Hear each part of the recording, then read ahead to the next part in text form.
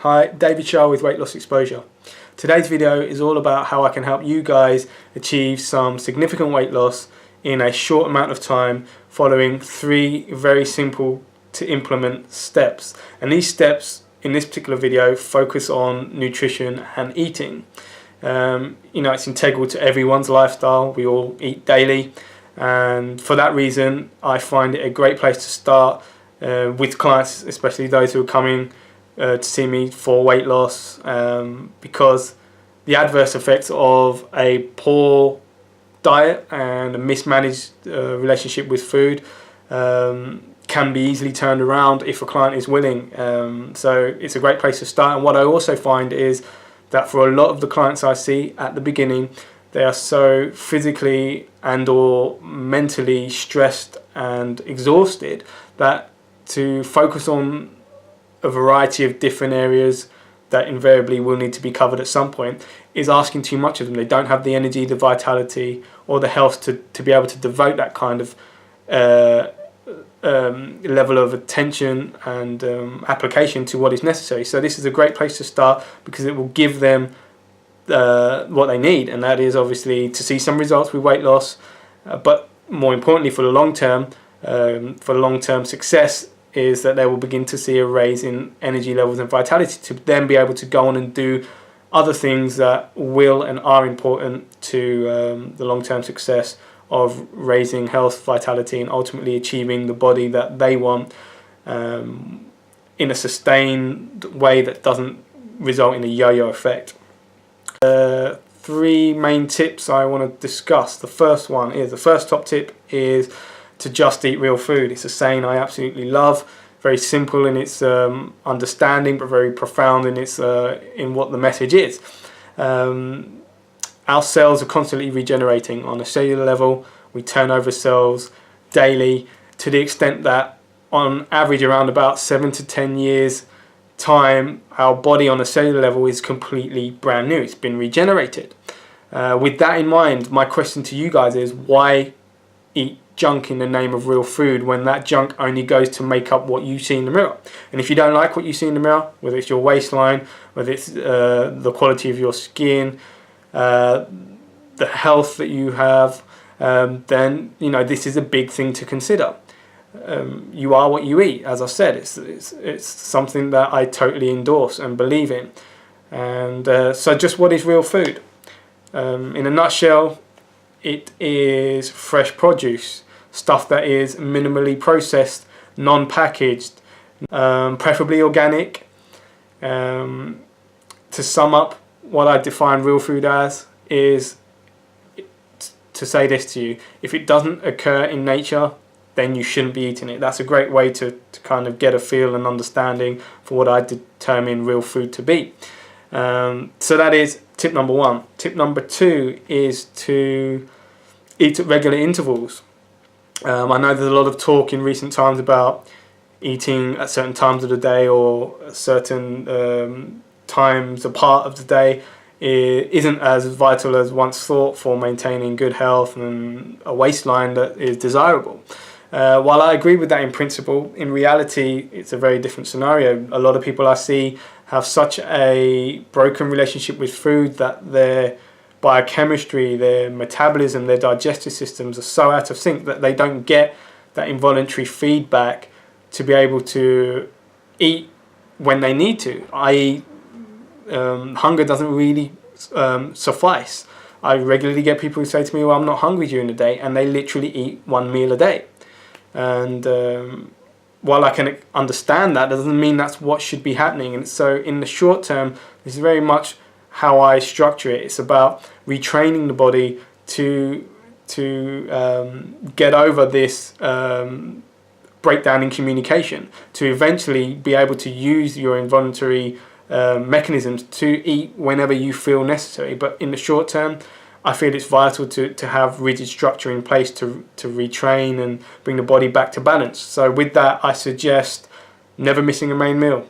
Breakfast obviously being one of those. Breakfast, lunch, dinner, eat them. Even if you're not hungry to any real degree, eat something.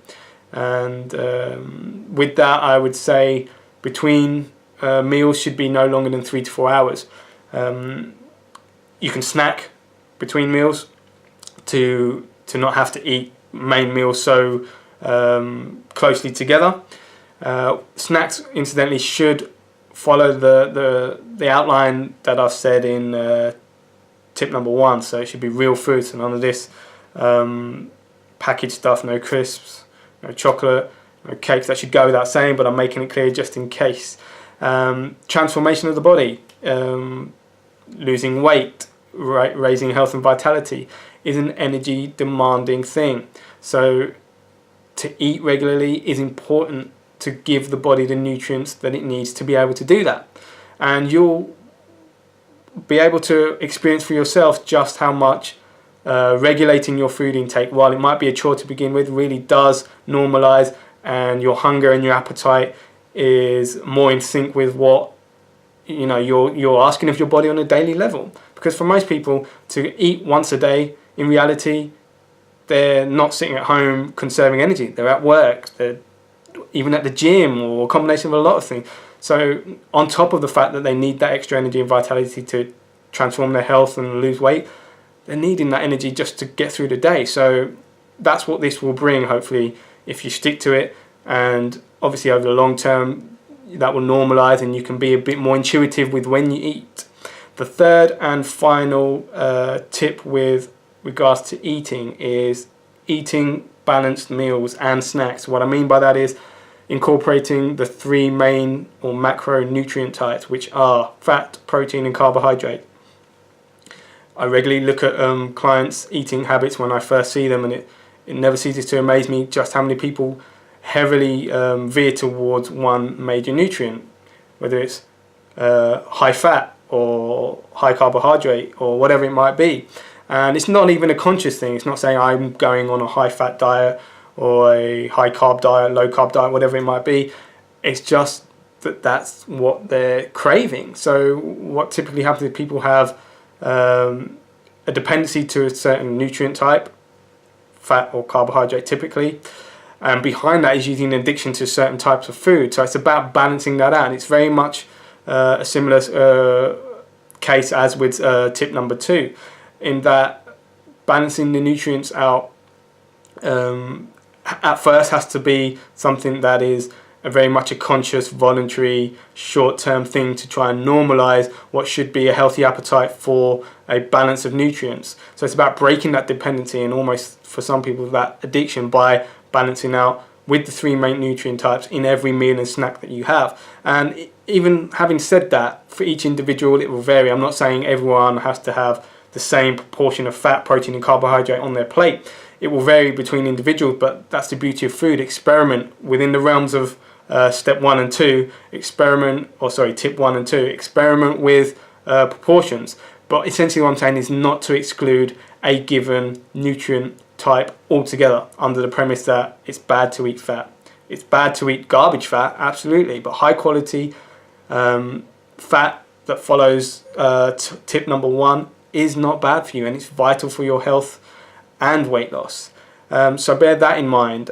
Also, steer clear of a carbohydrate intake that is high in starch.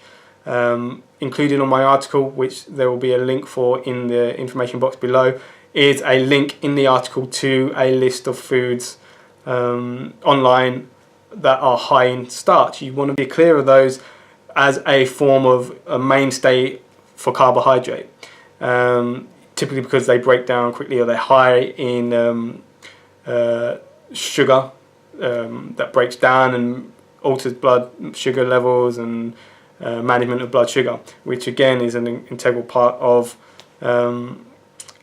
sustaining good health, but also dealing with weight issues, etc. And that ties in pretty much with all the areas that I've spoken about, even though I haven't mentioned blood sugar in itself. I think that's pretty much it for this video. Just remember that these points are looking at just food in general. If you want more specific advice, then my book, The Weight Loss Blueprint, will look at you as an individual and go into these 3 areas in much more detail, as well as look at all the areas that I consider to be important when addressing weight loss and health and vitality in the process.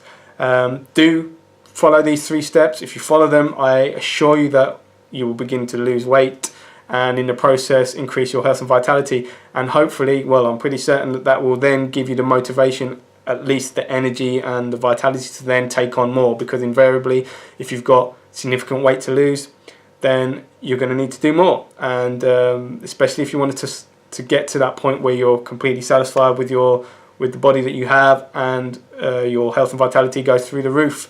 And of course then you want to sustain that. So there is more to do, but this is a great place to start and to really kickstart your weight loss and see what is possible with some very simple steps. Thanks for watching. I'll see you again soon.